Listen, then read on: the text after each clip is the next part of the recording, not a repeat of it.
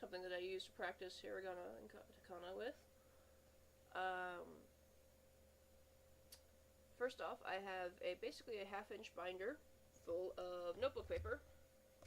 This is basically my slop notebook that I don't care about, so that I can make as many mistakes as possible and not care where it goes. You will also notice that this notebook is empty because I haven't practiced in forever. Yeah. Something I should probably get back into. For my better writing, I have this smaller sized 5-star notebook with a divider and a pen holder.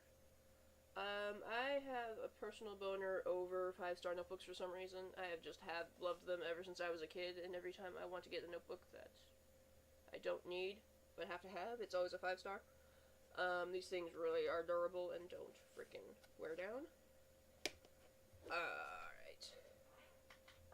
For pens, I have a pouch full. These are the things that I'll probably use every day instead of fancier stuff. But what I have found to be, let's pull it out, the most fantastic things to write and practice with are these Papermate Flares. Let's put that down a little bit. Come on, focus. That being a bitch. Good enough. Yep. I hauled off and bought a $14 kit of every single one of their colors possible just to make writing fun. But these are basically felt tip pens. But they're just absolutely fantastic for writing Japanese. Wah! There you fuck up. You know how much practice I need. I think I should practice some more. Yay! But these are just really smooth and really fun. I have a highlighter in here in case I need to highlight out of my textbooks or something. Or highlight notes. Really, I don't really condone highlighting in textbooks, even though I keep them and I'm not selling them anymore. I've got a mechanical pencil and a stinky pencil because I always need my pencils or my writing to smell. Yeah, Smenzel's Pumpkin Panic. And actually, surprisingly, after all these years, it still frickin' smells, which is cool. That is what I got for my everyday writing. But, again, these Papermate Flares are really fun. They are readily available in America. You can get them anywhere in as many packs of assorted colors as possible. And then, because I'm weird, I made a little test thing. I don't know the words for it. It's too early in the morning for this. With all the colors, because I'm nuts like that. And I just really enjoy what those Papermate Flares. And I kind of said, you know what, I'm going to justify them with a purpose by practicing, and I never practiced. Anyway, moving on. Let's find a new page.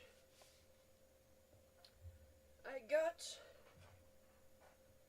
for more fancier writing, a platinum brush pen. This is a $3 brush pen. It's a fountain pen, so you can basically fill it with whatever color ink you want. It's got one of the standard large cartridges with the ball inside. I like that. That really amuses me about the Japanese cartridges. I think this one only came in one size. You see kind of the glittery effects on that. And the glittery cap, which is a totally important and imperative feature of any brush pen. But this nib brush is a lot stiffer than you might find the usual felt tip pen. So let's try. Wah!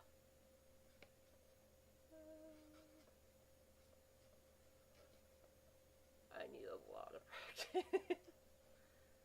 Especially with learning the different strokes on, and basically the depths of strokes. Because I know that would be one that would use the brush part.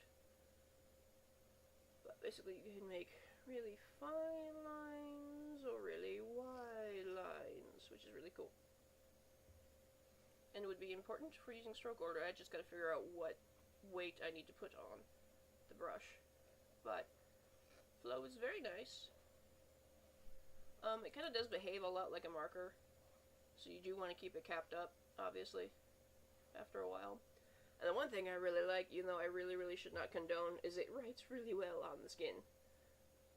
Very nice. The stock ink is really nice on the skin. But it is very water soluble, which I've noticed a lot. So it's not going to stay anywhere. So be sure, if you do these for a nice picture or something, you keep it protected from the rain.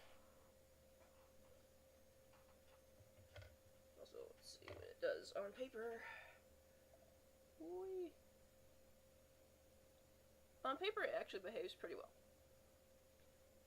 There's some runoff, but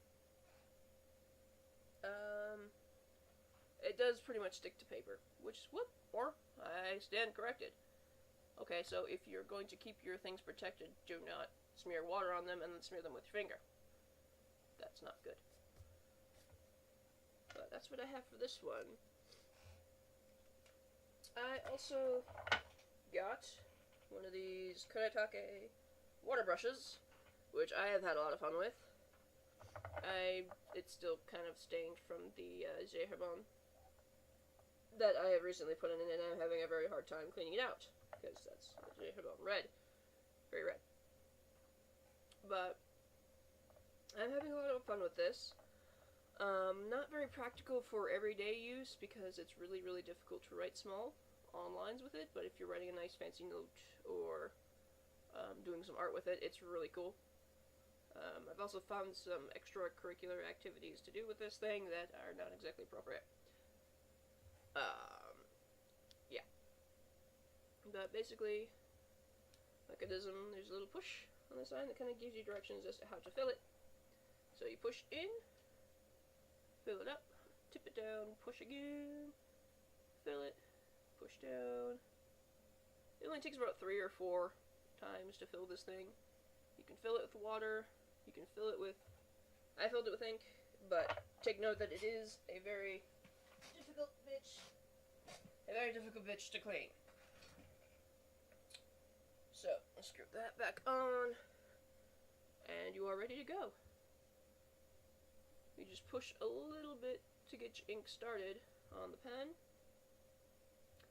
and then you keep going. You can probably see this a little bit because it's still stained from the frickin' Hiragana ink, but it's really a nice flowy pen.